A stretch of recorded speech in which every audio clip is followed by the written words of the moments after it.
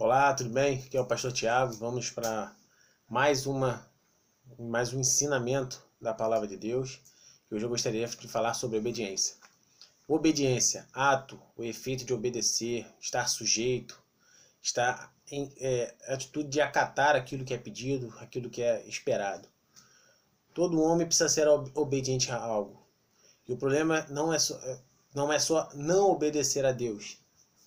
Que ao momento que você não obedece a Deus, você está sendo obediente a outra coisa. E a obediência se apresenta então também como uma forma de idolatria.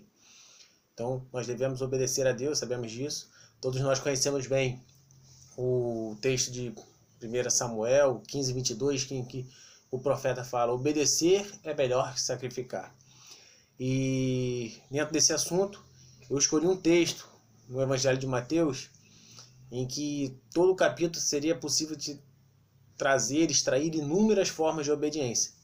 Mas eu vou falar de apenas 3. E Mateus capítulo 8. E ele começa com Jesus curando o leproso. Depois nós vamos falar sobre o centurião. E por último, os 2 discípulos que gostariam de seguir a Jesus e recebem uma palavra contrária dele, né? Contrária não no sentido de negação, mas uma ordenança que a palavra de Deus, a Bíblia não diz se eles prosseguiram nessa tentativa de seguir ou não. Ela não é clara. Mas eles receberam uma orientação de volta de Cristo que serve para a gente também. E o versículo 1 diz: ora, descendo ele do monte, grandes multidões o seguiram. E eis que um leproso, tendo se aproximado, adorou-o, dizendo: Senhor, se quiseres, pode purificar-me. E Jesus, estendendo a mão, tocou-lhe, dizendo: quero, fica limpo. E imediatamente ele ficou limpo da sua lepra. Disse-lhe então Jesus: olha, não o digas a ninguém, mas vai, mostra-te ao sacerdote, fazer a oferta que Moisés ordenou, para servir de testemunho ao povo. Engraçado que Jesus veio cumprir a lei, né? Ele cumpriu toda a lei, hoje nós vivemos um novo pacto, uma nova aliança. Por que ele faz questão de que esse leproso, ao ser curado, ele fosse até o sacerdote para cumprir o que estava sendo pedido na lei?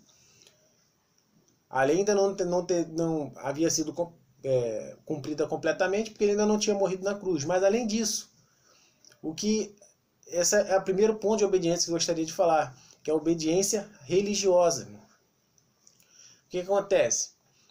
Nós temos muitas igrejas, nós temos muitos entendimentos, né?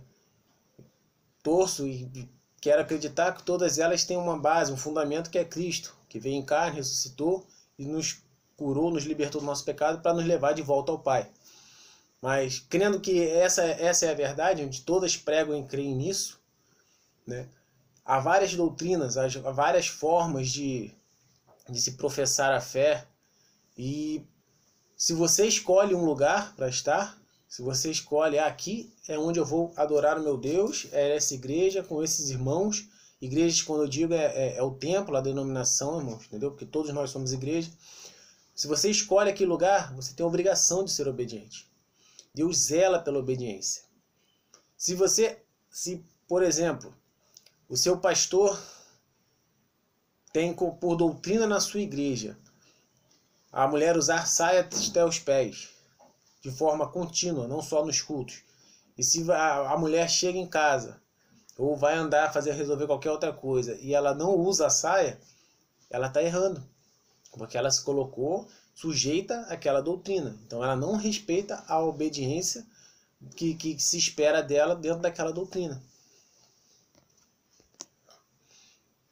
E de igual forma tantas outras coisas, brincos, piercings, tatuagens, ainda que não haja palavras contundentes para negar isso tudo.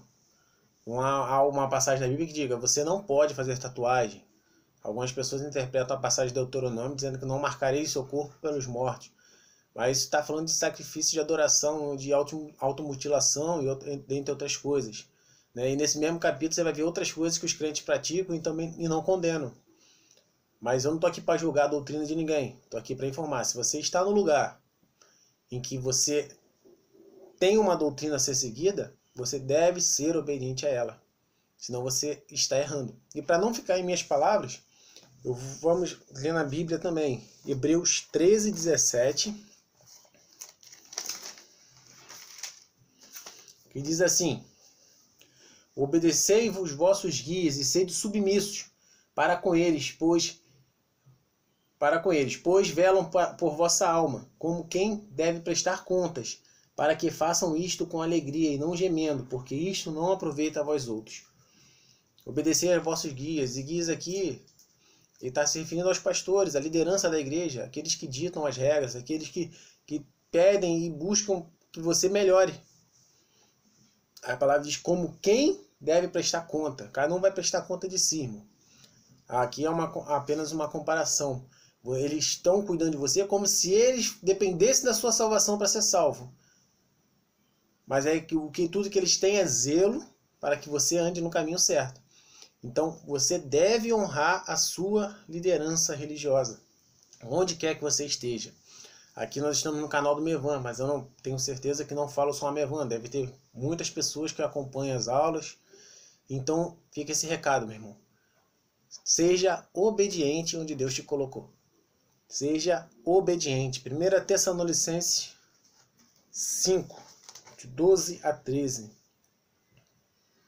Agora vos rogamos, irmãos, que acateis com apreço os que trabalham entre vós e os que vos presidem no Senhor e vos admoestam, e que os tenhais com amor em máxima consideração por causa do trabalho que realizam, e vivei em paz uns com os outros.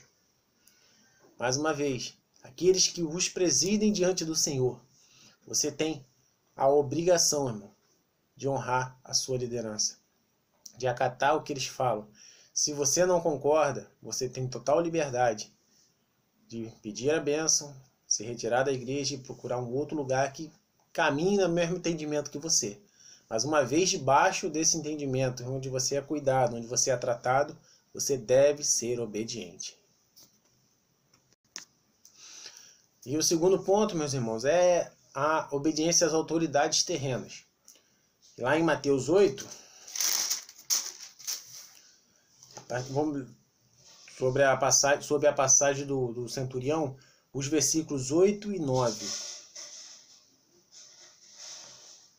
9 e 10, perdão. Assim, pois também eu sou homem sujeito à autoridade, tenho soldados a minhas ordens, e digo a este, vai, e ele vai, e a outro, vem, e ele vem, e ao meu servo, faze isto, e ele o faz. O centurião não era pastor, profeta, levita, sacerdote. Ele não era alguma autoridade religiosa, mas ele entendia que havia um conceito de obediência a ser respeitado. Da mesma maneira que ele ordenava aos seus subordinados, ele recebia ordens.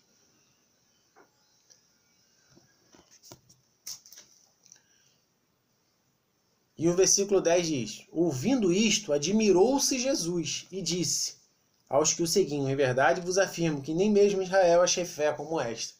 Jesus admirou pela fé que ele teve e pela declaração dele. Então ele entendia o que é ter autoridade e o que é ser obediente. E a Bíblia nos garante que nós devemos ser obedientes a toda a autoridade. Em Romanos 13, 1.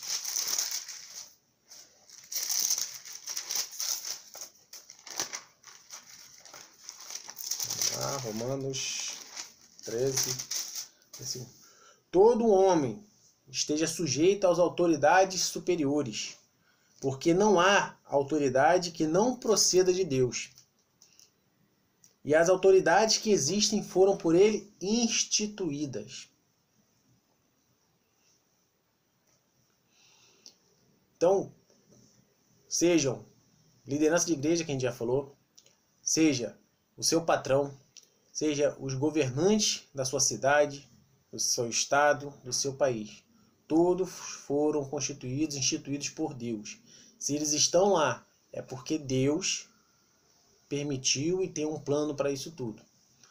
Ou, se nós pensarmos diferente, nós vamos estar declarando que Deus perde o controle das coisas. E isso a gente não crê. A gente crê que ele tem um controle sobre todas as coisas e tudo coopera conforme o plano dele, como aquilo que ele traça.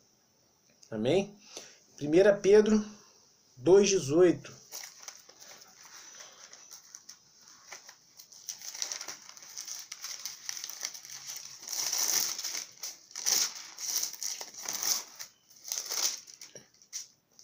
Servos, sede submissos com todo temor ao vosso Senhor, não somente se for bom e concordato, mas também ao perverso. Tito 2,9, Paulo também escreve. 2,9. Quanto aos servos, que sejam em tudo obedientes ao seu Senhor, dando-lhe motivo de satisfação, e não sejam respondões. Cristo ainda fala, né, que depois que nós servos, o bom servo, depois que faz tudo que é pedido, ele ainda é um servo inútil. Nós precisamos obedecer, irmãos. Se você tem o seu patrão, se você tem o seu chefe no seu trabalho, se você tem a sua liderança no seu trabalho, você precisa ser submisso a ela. Isso é ser cristão, irmão. Se você tem todo um sistema de governo que fazem as leis, e desde que essa lei não te impeça de adorar a Deus, que tenha te impor a você algo que Deus condena diretamente, você tem a obrigação de obedecer à lei. Obrigação. Isso é ser obediente às suas autoridades terrenas também. Isso também é ser cristão. E ao contrário do que se pensa, isso também é ser espiritual, porque você entende que tudo está sob o controle de Deus. E na passagem de Tito, no versículo 10 ainda, ele diz: não furtem, pelo contrário, deem prova de toda fidelidade, a fim de ornarem em todas as coisas a doutrina de Deus, nosso Salvador. O bom servo, humanamente falando, vai ser um bom servo diante de Deus. Há uma frase que roda pela internet, eu não lembro quem disse, mas foi assim: uma geração que não honra seus pais não vai conseguir honrar a Deus. Um cristão que não honra sua liderança terrena não vai conseguir honrar a liderança e a soberania de Deus sobre a vida dele. Ele vai viver sendo desobediente. E se você desobedece a Deus, você obedece a outra coisa, nem que seja o seu ego, nem que seja outros deuses, nem que seja o dinheiro, gerando uma idolatria dentro de você, que é não obedecer e não olhar para Deus, não repetir aquilo que Ele quer que você faça.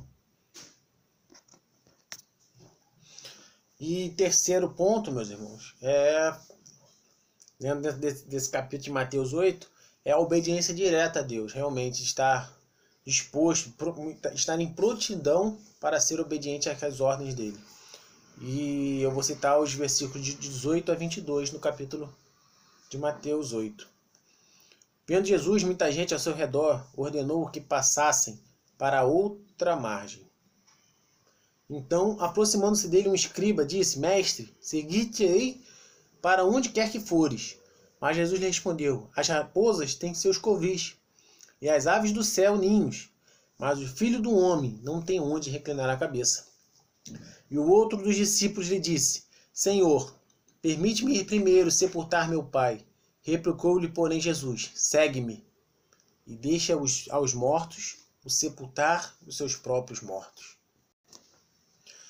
E ao primeiro, Cristo respondeu: As raposas têm seus covis, as aves dos céus e ninho, mas o Filho do Homem não tem onde reclinar a cabeça.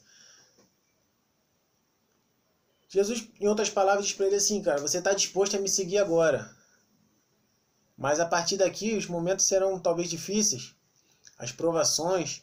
Será que esse escriba que se ofereceu, ele teria a capacidade de suportar todas as provações, de dizer como o apóstolo Paulo: sei o que é ter muito, sei o que é ter pouco, tudo posso naquele que me fortalece? Será que ele seria obediente dentro dessas circunstâncias? Será que nós somos obedientes dentro dessas circunstâncias nas nossas vidas quando isso acontece? Porque falar que você quer na bonança é fácil. Agora, quando vem um aperto, quando vem o tratar de Deus, quando vem o açoite, quando vem, como foi pregado no culto de ontem. Olha na página do Mevan São Gonçalo, para você assistir essa pregação do pastor Micael. Porque Deus só exorta quem ama. E quando chegar a exortação, o açoite, para te fazer crescer, você vai suportar? Você vai ser obediente?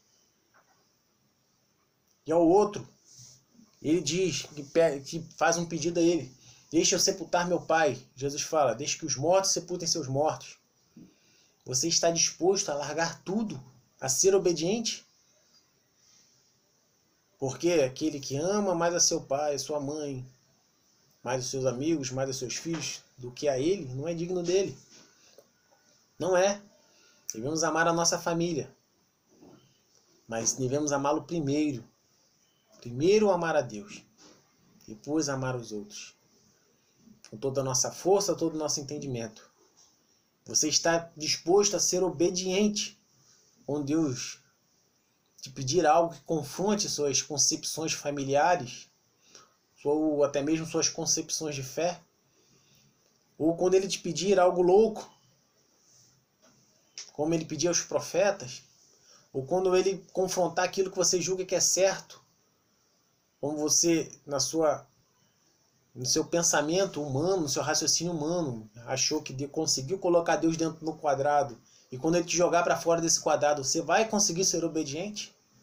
Quando ele te constranger e falar para você, como está escrito no capítulo 1 de Coríntios, de 1 Coríntios, que a loucura de Deus é mais sábia que a dos homens, e ele te mandar você fazer algo totalmente louco, você vai conseguir ser obediente? Quando ele destruir tuas bases, suas estruturas, fazer você ruir para te reconstruir, nós seremos obedientes?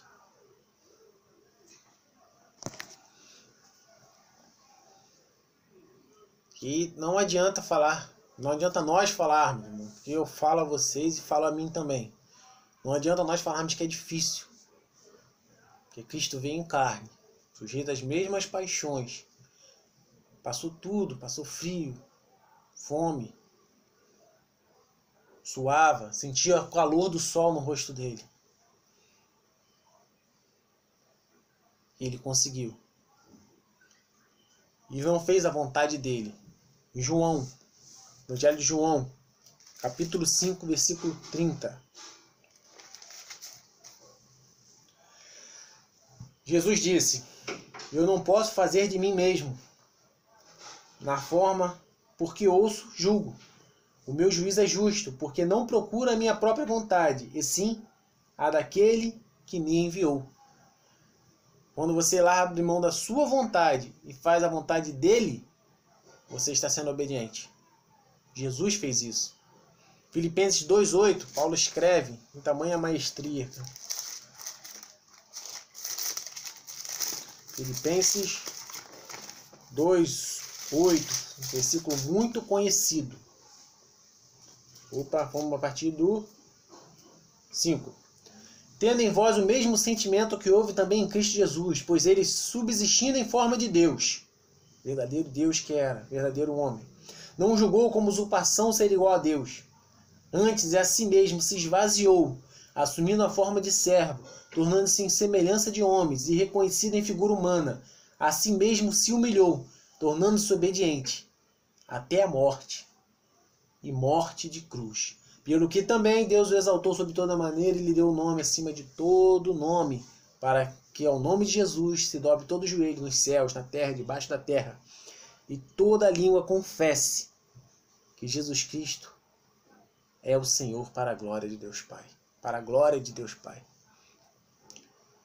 Se humilhou, obediente, até a morte e morte de cruz. Não dá para ser obediente a Deus, irmão, enquanto a gente estiver querendo privar a nossa carne. Não dá para ser obediente a Deus enquanto a gente quiser escolher o que viver do Evangelho. Não. É tudo ou nada. Ou você mergulha, ou você vai perder. Ou você se joga de cabeça, aceitando tudo do Evangelho.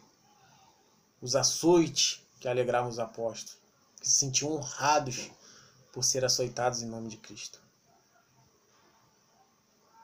Fomos moráveis. Que o Cordeiro receba a recompensa do nosso sacrifício. É tudo ou nada, obediência até a morte e morte de cruz. Jesus deixou o exemplo, irmão. E por ele ter sido obediente, ele foi exaltado. Então, nós não colheremos grandes coisas em Deus se nós não aprendermos a ser obedientes a Ele, incondicionalmente. E algo que nos foi falado ontem também pelo pastor Micael, e só veio a confirmar essa aula que eu já estava preparando. A gente tinha que ser íntimo dele, íntimo do Pai, de tal maneira, íntimo de Cristo, que quando as ordens aparentemente loucas viessem nossos ouvidos, no nosso coração, no nosso espírito, a gente saiba discernir se é Cristo falando, se é Deus falando, se é a nossa carne, ou se é o nosso espírito, nossa vontade mais íntima gritando dentro da gente, ou se é a voz do diabo. A gente deveria estar tão perto dele para poder entender quem está falando. O problema é que às vezes a gente não escuta a voz dele. A gente ouve a voz dele tão esporadicamente que na hora que a gente consegue escutar, a gente não sabe se ele quer estar falando. Isso é uma falha nossa, irmão. Nossa. Como membros, como cidadãos do céu e como igreja. Isso precisa mudar. Isso precisa mudar. E quando a gente for obediente o suficiente, isso vai mudar. Aí as pessoas às vezes leiam, porque Deus o exaltou de sobremaneira, acha que você vai ser obediente, Deus vai te colocar num pedestal, não é isso não. Quanto mais obediente, mais amassado, mais aos pés dele você estiver, as pessoas que estão em volta vão até querer te colocar no pedestal. Mas você, por ser tão íntimo dele, você vai reconhecer que o melhor lugar que você pode estar é aos pés. Até uma música do Vilas Boas que fala: muitos querem suas mãos, mas nós queremos os seus pés. As pessoas muitas vezes buscam a Deus, buscam a Cristo por aquilo que Ele pode fazer. Nós devemos buscar a Deus, a Cristo, e nos render a Ele pelo que Ele é. É lançado aos seus pés em submissão, obediência e verdadeira adoração. Amém. Que Deus te abençoe e que essa pequena aula, essa pequena ministração toque o teu coração. Deus te abençoe em nome de Jesus. Amém.